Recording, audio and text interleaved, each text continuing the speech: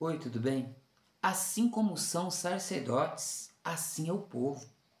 Portanto, eu visitarei e castigarei tanto os sacerdotes como o povo. Oséias capítulo 4, versículo 9. O que está acontecendo aqui? O Senhor está falando, olhou para Israel e viu tanto o povo quanto os sacerdotes em pecado, em desobediência a Ele. Ele diz assim, eu vou ler para vocês, Oséias 4. O Senhor Deus tem uma acusação a fazer contra o povo de Israel. Escutem, israelitas, o que Deus está dizendo. Olha só. Não há sinceridade, não há bondade, ninguém neste país quer saber de Deus. Juram falsamente, matam, roubam e cometem adultérios, e crimes de assassinatos aumentam. Por isso a terra ficará seca e tudo que vive nela morrerá. Morrerá tanto os peixes e animais e aves. Então Deus ele está trazendo uma palavra aqui contra os sacerdotes e contra o povo. Aí olha o que ele continua dizendo. O Senhor Deus diz, não acuse nem repreende o meu povo, a minha acusação é contra vocês, sacerdotes. Dia e noite vocês andam sem rumo e os profetas fazem o mesmo. Vou acabar com Israel, a mãe de vocês, o meu povo não quer saber de mim, por isso está sendo destruído. E vocês, sacerdotes, também não querem saber de mim, esquecer as minhas leis. Portanto, eu não aceito mais como os meus sacerdotes, nem aceitarei os seus filhos como os meus sacerdotes. Então, o Senhor aqui está trazendo uma palavra contra Israel, dizendo, olha, o povo pereceu, mas pereceu por causa de vocês, sacerdotes. Porque em vez de vocês destruir o povo, vocês estão cometendo iniquidade. Era para vocês estão instruindo, mas vocês mesmos viraram as costas para Deus. É isso que está está acontecendo aqui. Deus, ele está falando assim, olha, o povo e os sacerdotes são cúmplices um dos outros. O povo não é vítima. O povo é cúmplice dos sacerdotes. E você sabe que é assim bem que acontece? Esses dias eu ouvi um vídeo, o presidente em exercício, Lula, falando o seguinte, eu vou colocar aqui. Eu quero que vocês saibam que quando eu estiver fazendo uma coisa errada, ao invés de você falar, o Lula está errando, você tem que falar, eu estou errando. Eu estou errando porque o Lula é o nosso povo na presidência da República. Senão, não teria sentido eu ser presidente da República. Não teria nenhum sentido para quê? Para receber colar de pedra preciosa? Para quê? Para governar por de sempre? Então não tem sentido. Então eu quero dizer para vocês, companheiros, que Deus abençoe, que Deus dê a vocês muita força e que Diadema continue sendo uma cidade próspera. E você sabe que ele está coberto de razão, e é bíblico o que ele disse. A nação tem o presidente que merece. O presidente é a cara da nação. Porque a gente acha que tem corrupção só em Brasília, mas tem corrupção no Brasil todo. Então, se tem algum presidente corrupto lá, é porque a nação está corrupta. Se tem um presidente sem misericórdia, é porque a nação é sem misericórdia. Porque a nação é a cara do seu presidente. A igreja é a cara do seu pastor.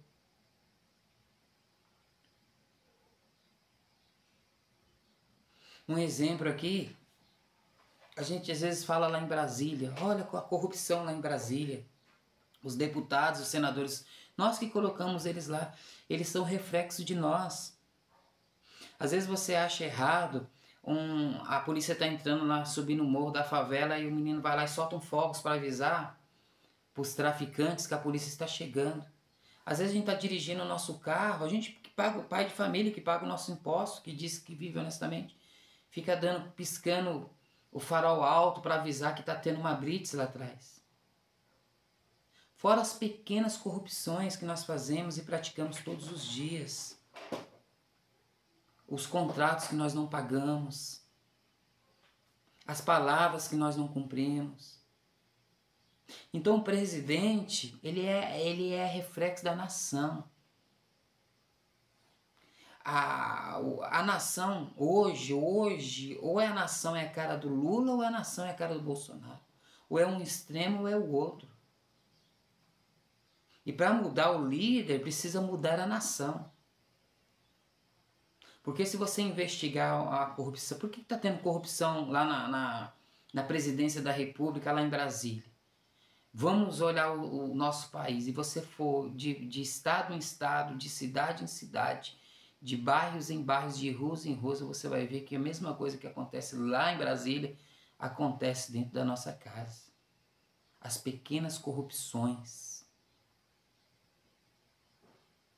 E muitas das vezes a gente não aguenta com R$100 que nós achamos e não devolvemos, e criticamos aquele que não aguenta olhar para 5 milhões de reais, 5 bilhões de reais.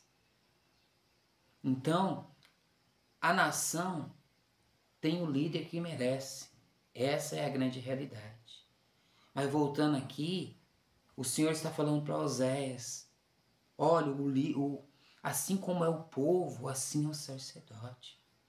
O povo é cúmplice do sacerdote, não é vítima. Às vezes a gente fica vendo aí esses vídeos, tá cobrando 40 mil para pregar, tá cobrando porque se tem alguém vendendo o evangelho é porque tem gente comprando. Se tem alguém dando profetada é porque alguém tá gostando de ouvir profetada. Porque se tem falso profeta é porque tem um falso cristão.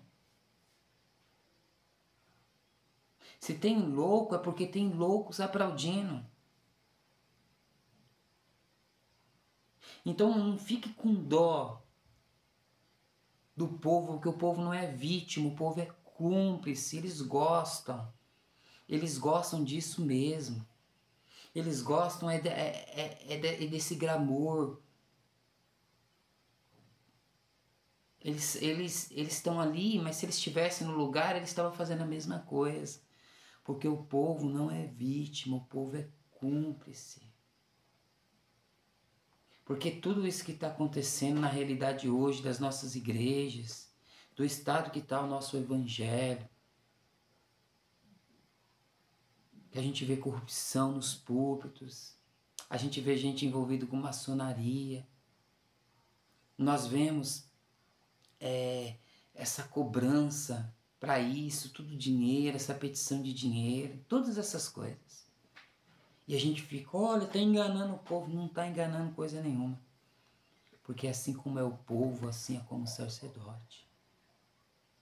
E o Senhor, lá em Oséias, que acontecia a mesma coisa, o Senhor falou, eu vou castigar tanto o povo quanto o sacerdote.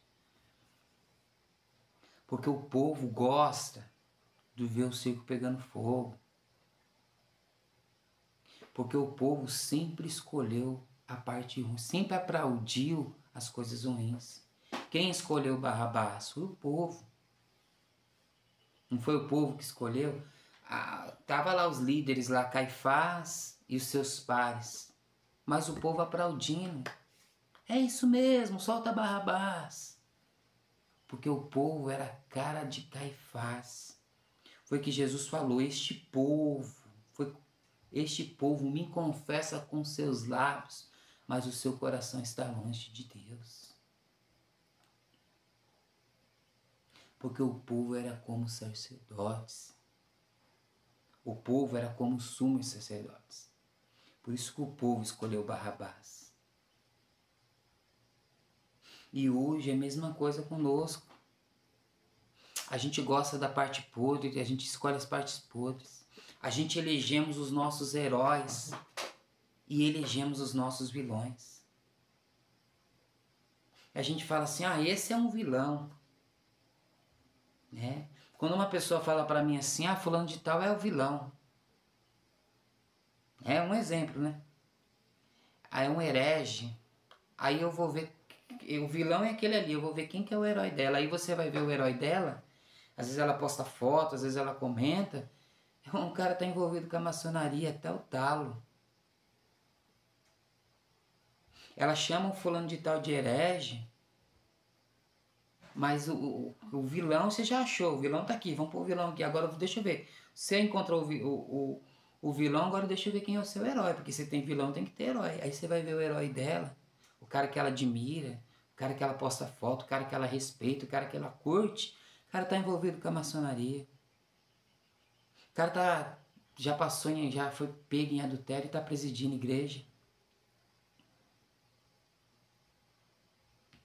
Então o povo não é vítima, o povo é cúmplice. Então a gente precisa rever os nossos heróis, meus irmãos e minhas irmãs.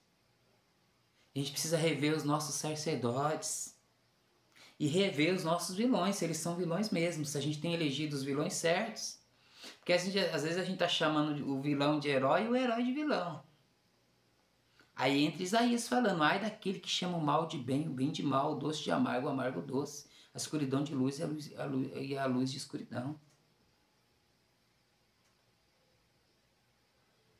Então eu quero trazer essa palavra hoje para você refletir. Primeira coisa, o povo não é vítima, o povo é cúmplice. Segunda coisa, cuidado, rever os seus heróis. Que às vezes você está aplaudindo e curtindo quem Deus não aplaude nem curte. Rever. Tem uma música do Cazuza que ele fala assim, os meus heróis morreram de overdose. Mas alguns dos heróis de vocês não morreram de overdose. Mas estão até o talo na maçonaria. Envolvido com a maçonaria. Alguns dos seus heróis que vocês admiram e aplaudem se perderam no pecado, no adultério. Algumas das pessoas que vocês admiram se corromperam. Então a gente precisa ver os nossos heróis para a gente ser justos. Porque muitas das vezes as pessoas que nos alertam, essas são contadas como vilões. Eu mesmo posso falar como meu Senhor. Eu fui contado no meio dos malfeitores. Essa palavra que eu quero deixar para você refletir hoje. Reveja os seus heróis, reveja os seus vilões para este ano que está começando.